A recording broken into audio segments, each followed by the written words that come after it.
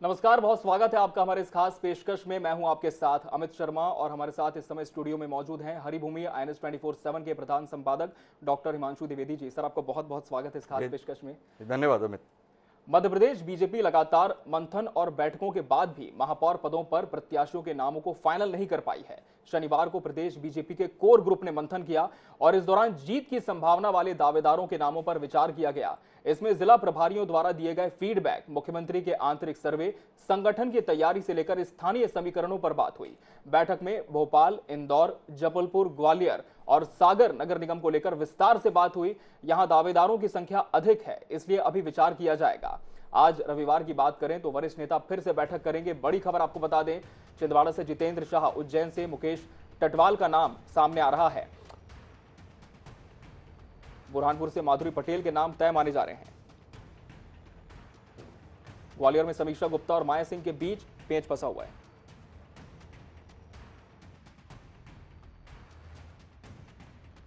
विचार जारी है।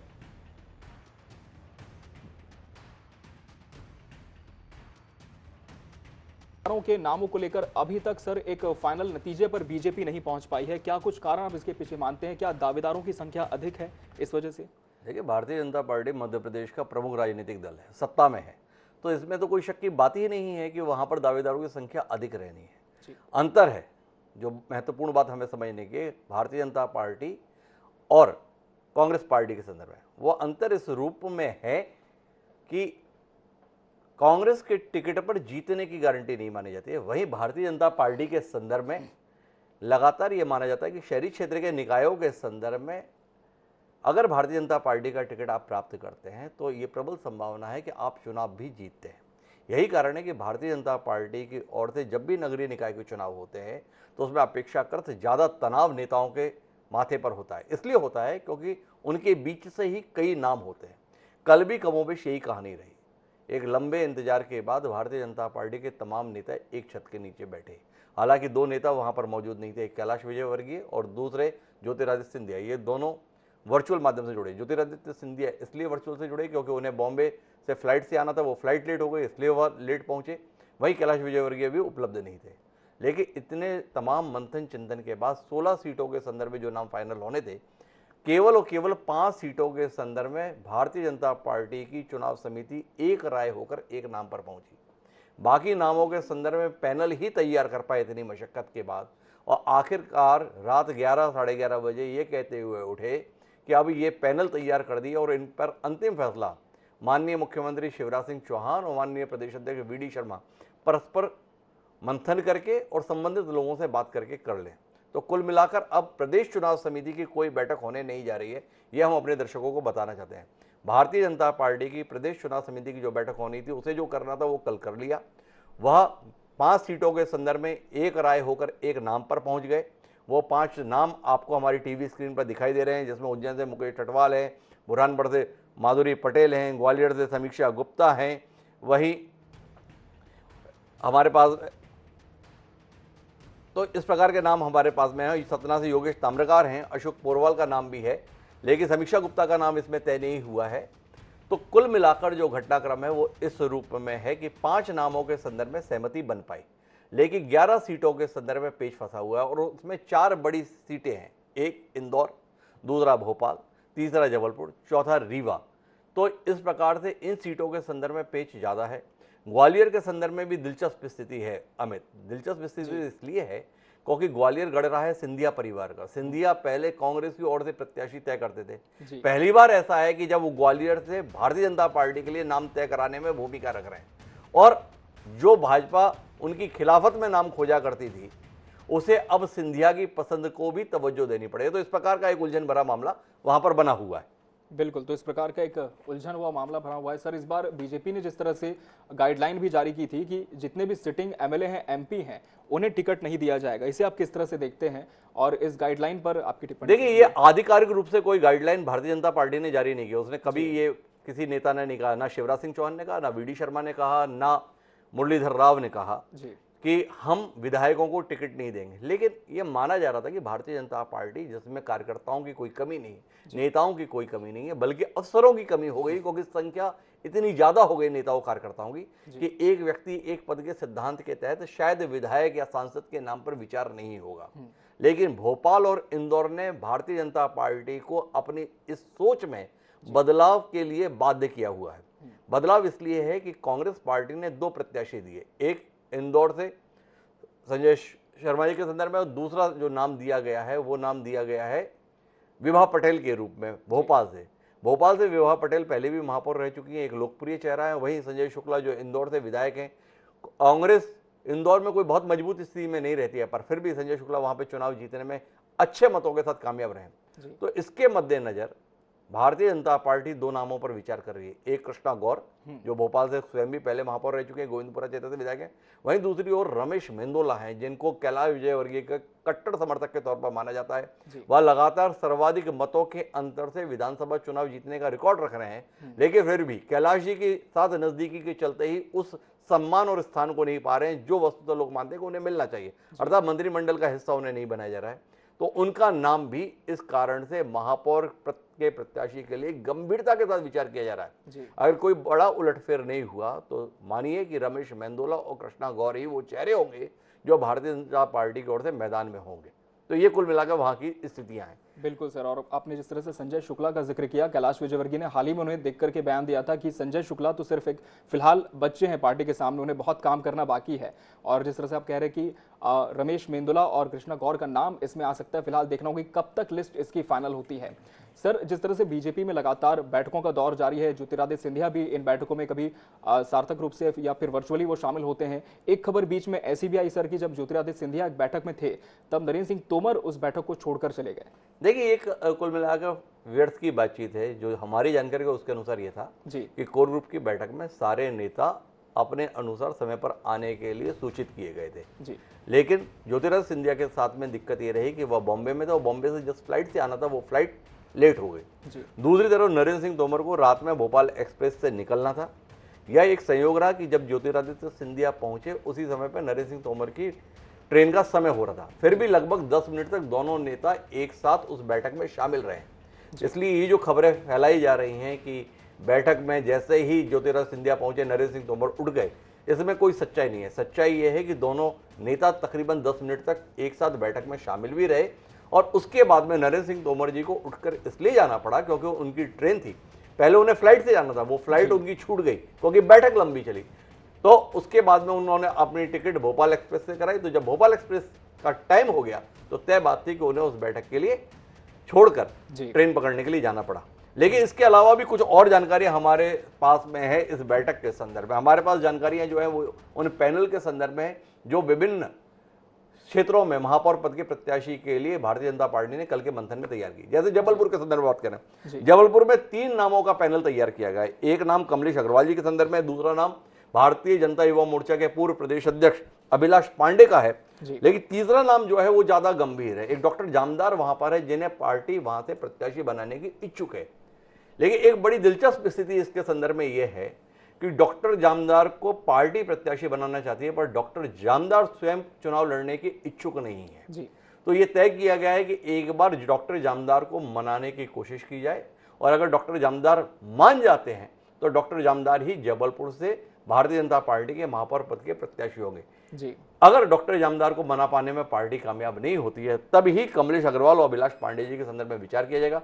कमलेश अग्रवाल को जहां पूर्व प्रदेश अध्यक्ष और वहां के स्थानीय सांसद राकेश सिंह की पसंद के तौर पर देखा जा रहा है, वहीं डॉक्टर अभिलाष पांडे संगठन की पसंद है। तो कुल मिलाकर इस प्रकार की एक दिलचस्प स्थिति वहां पर बनी हुई है। ऐसी ही दिलचस्प स्थिति ग्वालियर के संदर्भ में, ग्वालियर में जैसे हमने बताया कि वहां पर सिंधिया बनाम तोमर का एक दृश्य लोगों के स्तर पर होता है। वस्तुतः है कि नहीं इसको कहना मुश्किल होता है, पर वहां से 2 गंभीर नाम है। एक नाम पूर्व मंत्री माया सिंह का है, तो वहीं दूसरा नाम समीक्षा गुप्ता का है।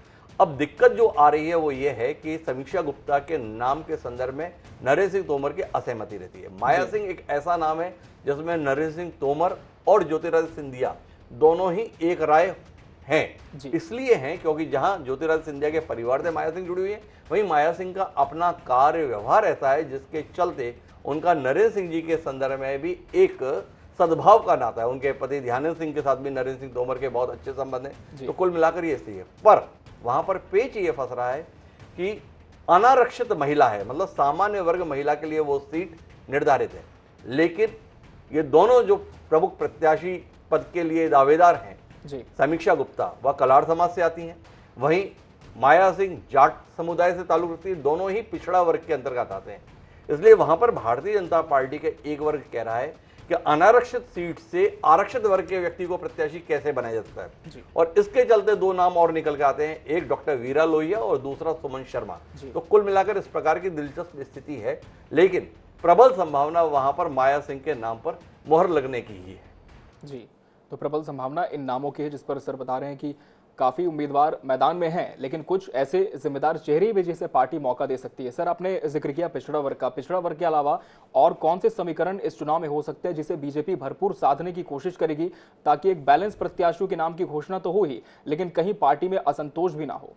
देखिए, पार्टी तो हर जगह पर असंतोष को रोकने की कोशिश करेगी, पर यह संभव ही नहीं है। जब दावेदार इतने ज्यादा होते हैं तो जिसको टिकट नहीं मिलता है उसमें असंतोष आना, नाराजगी आना और शुद्धता आना बड़ी स्वाभाविक स्थिति है, और इसी से बचने की कोशिश की जा रही है। ये पैनल के माध्यम से भी दरअसल चुनाव समिति के जो तमाम लोग हैं उन्होंने अपनी जिम्मेदारी से पल्ला झाड़ा है। पल्ला इस रूप में झाड़ा कि वह अपने क्षेत्र में जाकर ये बता सके, भाई मैंने तो अपनी तरफ से कोशिश की, तुम्हारा नाम दिया हुआ है, पैनल में नाम है, अब फैसला कौन ले रहा है? फैसला मुख्यमंत्री और प्रदेश अध्यक्ष ले रहे हैं। तो इसी प्रकार की स्थितियों में और कुछ सीटें हैं जिनके संदर्भ में हमारे पास नाम है, जैसे रीवा क्षेत्र है। रीवा के संदर्भ में एक अजीब समीकरण है, वहां पर एक नाम राजेंद्र शुक्ला का है, तो दूसरे अलावा जनार्दन मिश्रा जो विधानसभा अध्यक्ष हैं वह भी हैं, दोनों ही प्रभावी नेता हैं। जनार्दन मिश्रा वहां के सांसद हैं, इसके अलावा वहां से विधानसभा अध्यक्ष भी हैं। तो कुल मिलाकर एक वहां पर अजीब किस्म की कश्मकश है। दो नाम वहां से निकल कर आए हैं, एक वेंकटेश और एक प्रबोध। ये दो नाम हैं जिनके बीच में फैसला होगा रीवा के संदर्भ में। इन दो नामों के संदर्भ में ऐसा माना गया है कि यह उपयुक्त प्रत्याशी हो सकते हैं, तो इन प्रत्याशियों के संदर्भ में विचार किया जा रहा है। इसी प्रकार से सिंगरौली, वह भी एक बड़ा महत्वपूर्ण नगर निगम क्षेत्र है, जो माइनिंग एरिया है, काफी समृद्ध नगर निगम उसे माना जाता है। तो वहां के संदर्भ में भी जो दो नाम तय किए गए हैं वो वीरेंद्र गोयल और रामनिवास शाह के रूप में है। इन दो नामों में से एक नाम के संदर्भ में फैसला होने की उम्मीद आप कर सकते हैं। ये सारे नामों पे फैसला आज दोपहर बाद तक होने की हम उम्मीद कर रहे हैं। बिल्कुल, तो दोपहर बाद तक इन तमाम नामों पर फैसला हो जाएगा। और सर, क्या ये माना जाए कि आज का जो दिन है वो काफी अहम इसलिए भी होगा क्योंकि एक फाइनल लिस्ट बीजेपी की तरफ से आज सबके सामने आ जाएगी, औपचारिक ऐलान इसका हो जाएगा? जी, तो हमारे साथ में इस संदर्भ में चर्चा के लिए दो खास मेहमान भी जुड़ गए हैं। तो हमारे साथ में भूपेंद्र गुप्ता जी हैं, जो भारतीय जनता पार्टी के खिलाफ बड़ी मुखर आवाज है, कांग्रेस पार्टी के वरिष्ठ नेता है। दूसरी तरफ अनुराग मालवीय भी हमारे साथ में जुड़े हुए हैं, जो हमारे विशेष संवाददाता हैं भोपाल में। और दूसरे डॉक्टर हितेश वाजपेयी, जो इस दौरान अपनी खबरों के माध्यम से पूरे प्रदेश में सनसनी बनाए हुए हैं। यूं तो भाजपा के प्रवक्ता हैं, लेकिन समय पत्रकारों को भी पीछे छोड़े हुए हैं, क्योंकि कांग्रेस की खबरें जैसी उनके पास में रह रही हैं वैसी और किसी के पास देखने को नहीं मिलती हैं। तो वो भी हमारे साथ में है। तो सबसे पहले डॉक्टर हितेश वाजपेयी से ये पूछने की कोशिश करते हैं कि कांग्रेस की तमाम खबरें डॉक्टर साहब आपके पास में रहती हैं, ये भाजपा के संदर्भ में टिकट के मामले में क्या हो रहा है, थोड़ा उसका भी तो खुलासा करें आप। दूसरे की पार्टी की इतनी जानकारी हो, अपनी पार्टी की जानकारी के संदर्भ में चुप्पी, थोड़ा अचरज होता है। देखिए हिमांशु जी, हमारा मूल काम ही यही है कि कांग्रेस की खबरों पर नजर रखना। जी, पार्टी हमको दायित्व यही देती है, और भाजपा की खबरें हम आपसे सुन लेते हैं, बड़े ध्यान से हम आपको सुन ही रहे हैं, अनुराग भाई को सुन रहे हैं। भूपेंद्र जी अभी पूरी व्याख्या करेंगे, थोड़े सीरियस हैं, मुस्कुरा के करेंगे तो सुन लेंगे, उसमें अच्छी जो बातें आलोचनात्मक लगेंगी उसको हम ठीक भी कर लेंगे बहरहाल। लेकिन जो आपका विश्लेषण है वो मेरा मानना यह है कि जिस प्रकार से हमारे यहाँ प्रोसेस चल रही है या जिस प्रकार से हमारे यहाँ नाम आए हैं उसका एक हिस्सा है, मतलब I don't deny what you are discussing, लेकिन हाँ ये मैं कह सकता हूँ कि उसके अलावा भी बहुत सारी चीजें हैं जो कंसीडरेशन में है, इतना मैं जरूर आपको बता सकता हूँ। और जैसा आपने कहा बिल्कुल ठीक कहा है, नाम एक ही तय होता है, तो स्वाभाविक है कि जो ऐसे नाम हैं जो आपने जिस प्रकार उसको व्याख्या किया कि वो असंतोष में जा सकते हैं, तो हालांकि हमारे यहाँ ऐसे नाम कम होते हैं लेकिन जाएंगे भी तो भी साहब हमारे पास बहुत ऐसे साधन संसाधन लोग और संस्कार हैं कि हम उसको कवर कर लेंगे, तो हमें उसकी कोई बहुत चिंता नहीं है, क्योंकि सभी लोग समझते हैं कि जैसे आपको पता है कि भाई यहाँ पे 3 नाम है 4 नाम है, हो सकता है 2-4 और हों, तो उन 6 लोगों को भी आपस में पता है कि भाई होना एक का ही है और हम 6 लोग हैं जी। तो कहीं ना कहीं वो लोग भी इस बात को मान के चलते हैं। They are all mature leader और ये नॉर्मल नेचुरल प्रोसेस है टिकट सिलेक्शन। नहीं, बिल्कुल ठीक है आपका कहना डॉक्टर हितेश वाजपेयी, पर जानने में दिलचस्पी केवल इतनी है आपसे कि 5 शहरों के संदर्भ में नाम तय कर पाए आप, 11 में अटक गए। 5 के संदर्भ में इतना बेहतरीन नाम था कि कहीं कोई विवाद नहीं हुआ, बाकी जगह पे उलझन रही, विवादित नाम है। हुआ क्या, इतनी लंबी बैठक के बाद भी भाजपा नतीजे पे नहीं पहुंच पाई। थोड़ा अचरज हो रहा है, इतना अनुशासित दल, इतनी लंबी बैठक और फिर भी उलझन में। सर ये सब आपकी धारणा है जी, हमारे यहाँ तो ऐसा नहीं हुआ है जी भाई। जैसे आपने बोला 5 नाम तय हो गए, तो क्या हमने 5 की घोषणा कर दी है क्या? जी नहीं की है। तो कोई बात नहीं हितेश वाजपेयी जी, दांव पर रही मेरी जानकारी और आपका कथन। जो नाम हम 5 बता रहे हैं, जब सूची जारी होगी इससे इतर अगर नाम हुए तो बात करेंगे। अगर आप हमारी खबरों के पे, हमारी सूचनाओं पर संदेह कर रहे हैं तो स्वागत है उसका। अगर आप कह रहे हैं कि ये जानकारी सही नहीं है तो इसी कार्यक्रम में तय कर लेते हैं। ये 5 नाम हैं जो हमने बताए कि तय हुए हैं।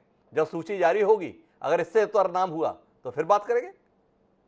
देखिए हिमांशु जी, सवेरा तो सूरज जब निकलेगा तब उसी को सवेरा कहेंगे जी। और आप और मैं बोले नहीं कल फिर सवेरा होगा, तो ये बात भी तो सच है कि कोई बात नहीं डॉक्टर हितेश भाई, आपको 5 नाम बताते हैं। रतलाम से अशोक पोरवाल, सतना से योगेश ताम्रगढ़, छिंदवाड़ा से जितेंद्र शाह, उज्जैन से मुकेश टटवाल और बुरहानपुर से माधुरी पटेल। इन नामों के संदर्भ में भारतीय जनता पार्टी की चुनाव समिति एक राय होकर, एक मत होकर इस नतीजे पर पहुंची है कि ये हमारी पार्टी की ओर से सबसे उपयुक्त चेहरे रहेंगे महापौर पद के प्रत्याशी के लिए। देखेंगे जब सूची जारी होती है तो ये नाम जिनके संदर्भ में हम दावा कर रहे हैं, इससे इतर कोई नाम होगा या यही नामों पर मोहर लगेगी। मेरा हमारे साथ में भूपेंद्र गुप्ता जी जुड़े हुए हैं। भूपेंद्र गुप्ता जी, हितेश वाजपेयी जी का ये कहना है, ये ठीक नहीं है आपका कयास, और बड़ा अनुशासित दल है, और अनुशासित दल इतनी लंबी मशक्कत के बाद भी नतीजे पर नहीं पहुंचा है। किस नजरिए से देखते हैं आप भारतीय जनता पार्टी के इस मंथन को? दावेदार बहुत हैं, दमदार लोग बहुत हैं, इसलिए उलझन हो रही है उन्हें, या कुछ और आपका आकलन है? आपके आकलन के हिसाब से मैं बात करूं और कि आप कह रहे हैं कि बहुत दमदार पार्टी है, सारी चीजें, विश्व की सबसे बड़ी पार्टी है, ये तो खुद ही दावा करते हैं। इस काल से वर्ल्ड में नंबर 1 हो चुके हैं, तो इसमें तो अपन कोई डिस्प्यूट कर ही नहीं रहे हैं। अब तो पुतिन भी मानता है और बाइडेन भी मानते हैं कि विश्व की सबसे बड़ी पार्टी भारतीय जनता पार्टी है, तो इसमें कोई डिस्प्यूट नहीं है। डिस्प्यूट इस बात में है कि जब विश्व की इतनी बड़ी पार्टी है ये जी, तो ये जामदार जी के चक्कर लगाने क्यों पड़ रहे हैं इस पार्टी को? जी, अनुशासित पार्टी है ये तो जी, ये तो इंस्ट्रक्शन देती है।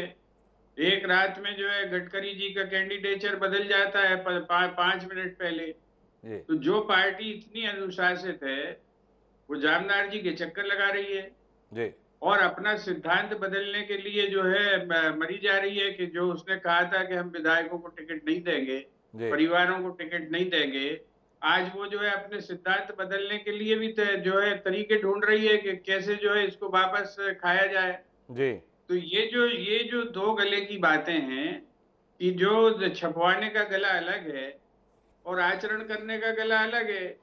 जब खबर बनानी है तो सिद्धांत बगाड़ते हैं और जब जो है गले को आ जाती है तो सिद्धांत के लिए गुलाटी लगाने का तरीका ढूंढते हैं। ये भारतीय जनता पार्टी का चरित्र और आचरण है। भूपेंद्र जी, आपको नहीं लगता कि आप जिम्मेदार हैं भारतीय जनता पार्टी की नीति के बदलाव के लिए? भारतीय जनता पार्टी ने चाहा था कि हम किसी विधायक को प्रत्याशी ना बनाएं, अब आपने काम ही ऐसा कर दिया। क्यों आपने भोपाल से विभा पटेल को प्रत्याशी बनाया?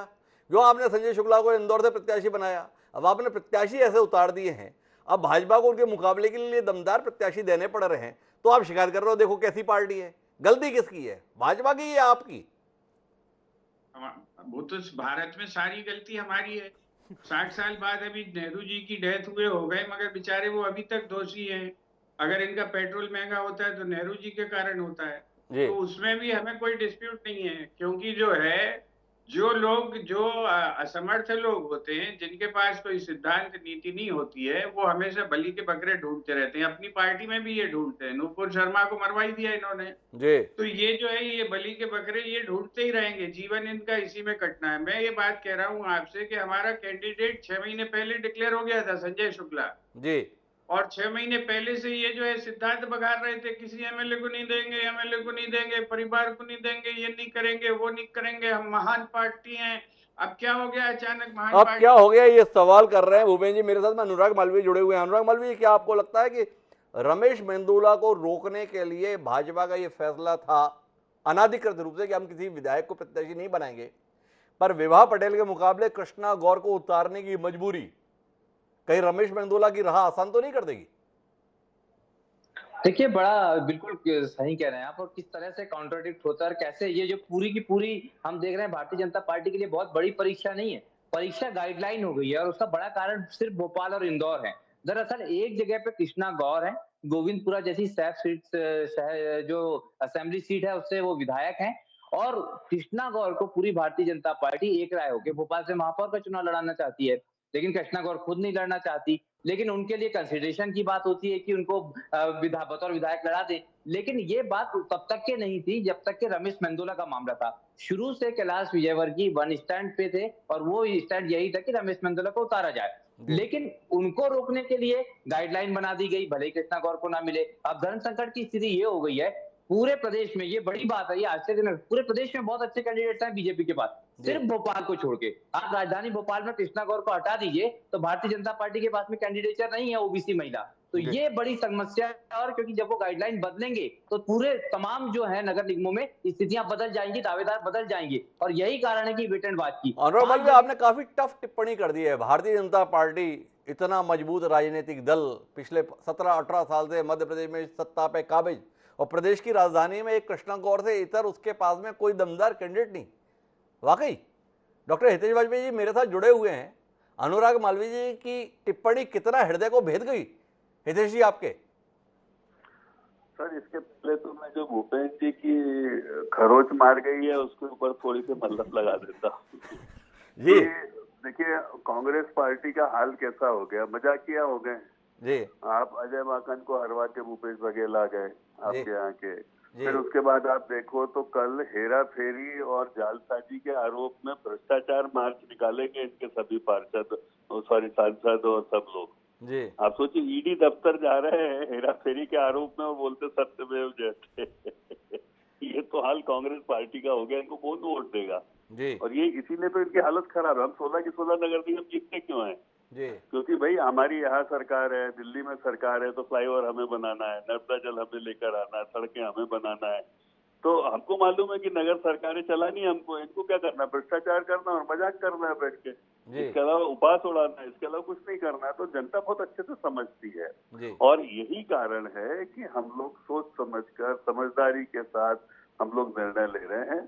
और अनुराग भाई ने जहां तक जो कहा है जी, मैं थोड़ा सा उससे डिफर करता हूँ। कई बार क्या होता है कि जो नाम हमको आसपास दिखाई देते हैं उन्हीं नामों पे हम चर्चा भी करते हैं, स्वाभाविक है, अपने सूत्रों के आधार पर या हमारे जो प्रयास रहते हैं उसके आसपास। पर बहुत सारे हमारे 250 संगठन काम करते हैं लगभग, जिनको हम अनुषांगिक संगठन बोलते हैं, और उसमें सभी जाति वर्ग के लोग हैं और सक्षम लोग हैं। इसीलिए आपने देखा है कि जब हमारे राज्यसभा के उम्मीदवार तय होते हैं तो हमारे यहाँ हम धनाढ्य लोगों को या जमानत कराने वाले वकीलों को नहीं भेजते कि फ्री में जमानत हो जाएगी सुप्रीम कोर्ट में तो हम तनखा साहब को भेज दें। हमारे यहाँ पर हम ऐसे व्यक्ति को भेजते हैं जो किसी समाज का प्रतिनिधित्व करता है, और साथ साथ आप देखेंगे उनका 15 मिनट में फॉर्म भर गया ना, उनके पास इतनी कोई राशि है, कुछ सामान्य लोगों का प्रतिनिधित्व करते हैं। तो किसी ने नहीं सोचा होगा सावित्री जी का नाम आएगा। तो मेरा ऐसा बहुत निवेदन है। हम लोग देख रहे थे बीपीएल सूची में ज्योतिरादित्य सिंधिया का भी नाम है, आपकी तरफ से राज्यसभा के प्रत्याशी रहे हैं, उनके संदर्भ में भी लगभग रिटर्न ऐसी ही रही है। जी डॉक्टर हितेश जी, वो परिस्थिति बिल्कुल अलग थी, और चूंकि ज्योतिरादित्य सिंधिया जी 18 साल कांग्रेस के साथ रह के भारतीय जनता पार्टी में आए थे अपने 22 साथियों के साथ में, स्वाभाविक है कि उस समय बहुत बड़ा विषय उनके राज्यसभा की सदस्यता को लेकर बना था। तो इसीलिए आप उसको उपहास में देख सकते हैं, कांग्रेस की मदद कर सकते हैं, लेकिन ये बात सच है कि उनका राज्यसभा में जाना हमारी ओर से उसी दिन तय हो गया था जब भूपेंद्र जी के चेहरे की मुस्कान उन्होंने धूल में उड़ा दी थी। ये अहंकार की मुस्कान जो है कांग्रेस की, इसको मैं ध्वस्त कर सकता हूँ, ये कहकर सिंधिया जी बाहर निकले थे कि आप जनप्रतिनिधियों का मजाक मत उड़ाइए। कमलनाथ जी, आप चलिए, ज्योतिराज सिंधिया ऐसे थे, राम जेठमलानी को आप प्रत्याशी बनाते हैं, महेश जेठमलानी को आप प्रत्याशी बनाते हैं, अरुण जेटली को आप प्रत्याशी बनाते हैं। ये जो वकीलों की फेरिस्त आपके यहाँ पर भी रही है, वो किस लिए रही है? सेवा कार्य के लिए रही है या केस लड़ाने के लिए रही है? ये सवाल भूपेंद्र गुप्ता जी के मन में हो सकता है, लेकिन आपने उस बात का जवाब नहीं दिया डॉक्टर हितेश वाजपेयी, जो अनुराग मालवीय की टिप्पणी थी कि भोपाल की सीट के लिए पिछड़ा वर्ग महिला के अंतर्गत कृष्णा गौर के मुकाबले और कोई बेहतर चेहरा भाजपा के पास नहीं है। क्या डॉक्टर हितेश वाजपेयी अनुराग मालवीय की इस टिप्पणी को खारिज करते हैं और मानते हैं कि और भी चेहरे हैं, इसलिए कृष्णा गौर को विधायक की भूमिका में ही रखा जाएगा और कोई अन्य चेहरा ही महापौर पद के प्रत्याशी के लिए भाजपा की ओर से आएगा? देखिए हिमांशु जी, आपने सुना नहीं मेरी बात को जी। मेरे लिए अनुराग जी और भूपेंद्र जी में अंतर है, तो अनुराग जी को मैं सीधे हिट नहीं कर सकता जी। मैंने कहा अनुराग जी उन नामों को ले रहे हैं जो उनके सूत्र, उनके प्रयास और उनके आसपास नाम है जी। उनके जो इफर्ट से जन्मे हुए हैं जी। लेकिन हमारे पास 250 संगठन है, अनुषांगिक संगठन, और भोपाल हमारे लिए जीती हुई सीट है जी। हमारी नाक का सवाल है, तो स्वाभाविक है कि हमारे पास नामों की कोई कमी नहीं है। मैंने ये भी कहा तो कुल मिलाकर भोपाल नाक का सवाल, ये डॉक्टर हितेश वाजपेयी ने कहा। प्रत्याशी के संदर्भ में उन्होंने कह दिया 250 संगठन है आनुषंगिक, तो कहां नामों के संदर्भ में अनुराग मालवीय गलतफहमी में हैं आप कि कोई नाम भाजपा के पास में नहीं है? लेकिन इस पूरी टिप्पणी पर भूपेंद्र गुप्ता जी कुछ कहना चाह रहे, तो एक बार भूपेंद्र गुप्ता जी की बात सुनते हैं। जी भूपेंद्र। देखिए, एक तो प्रश्न मेरा जो था वो आपने खुद ही दोहरा दिया, डॉक्टर साहब उसका जवाब दे नहीं पाए जी।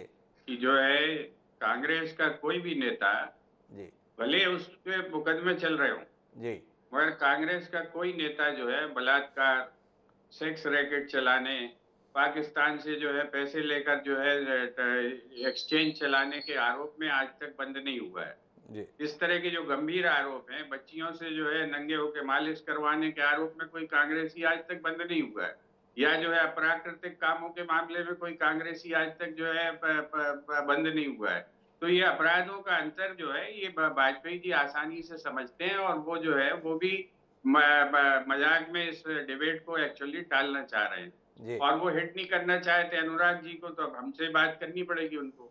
तो हमसे बात करनी पड़ेगी, तो मैं पूछ रहा हूँ कि जो है ये नाक का सवाल है भोपाल जी, तो ये किसकी नाक का सवाल है? शिवराज जी की नाक का सवाल है कि विष्णुदत्त शर्मा जी की नाक का सवाल है?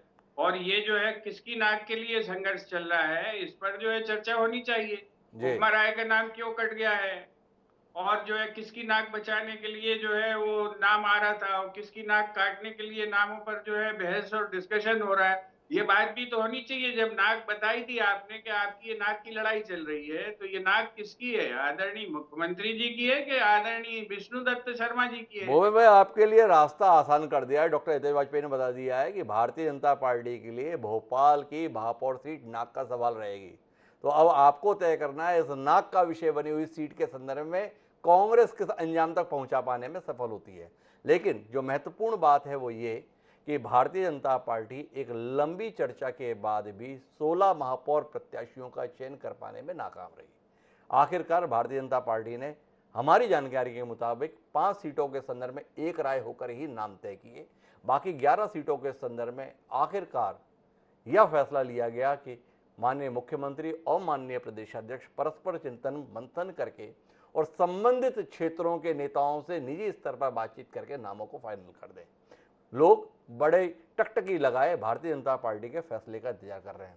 दावा है कि आज दोपहर बाद तक सूची जारी कर दी जाएगी, लेकिन ये दावा यथार्थ में परिणत हो पाएगा या नहीं हो पाएगा, इसके लिए हमें शाम होने तक इंतजार करना चाहिए। आज सभी मेहमानों का बहुत बहुत धन्यवाद इस चर्चा का हिस्सा बनने के लिए। महत्वपूर्ण जो बात है वो ये कि पेंच अभी भी भारतीय जनता पार्टी के प्रत्याशियों के संदर्भ में फंसा हुआ है। नेताओं की अपनी पसंद है, संगठन का अपना सर्वे है और उसके बीच से एक राय होकर एक नाम तक पहुंचना है। क्या उस एक नाम तक पहुंच पाने में भारतीय जनता पार्टी आज सफल हो पाएगी, इसके लिए शाम होने तक इंतजार करते हैं। और अमित, आप चाहें तो इंतजार कर सकते हैं या आप इजाजत ले सकते हैं। बिल्कुल बिल्कुल, तो बिल्कुल देखना होगा सर कि जो नामों की लिस्ट हमारे पास है सूत्रों के मुताबिक जो अब तक पहुंचे हैं नाम, जब भाजपा औपचारिक रूप में इनका ऐलान करती है तो कितनी इस सूची से मेल खाती है और इसके अलावा और जिन नामों की यहाँ पर अनुमान लगाया जा रहा है वो कितने इस लिस्ट में फाइनल हो पाते हैं, फिलहाल ये देखने का इंतजार सभी को रहेगा। और इसी के साथ हमारे इस खास पेशकश में फिलहाल इतना ही, हमें दीजिए इजाजत, नमस्कार।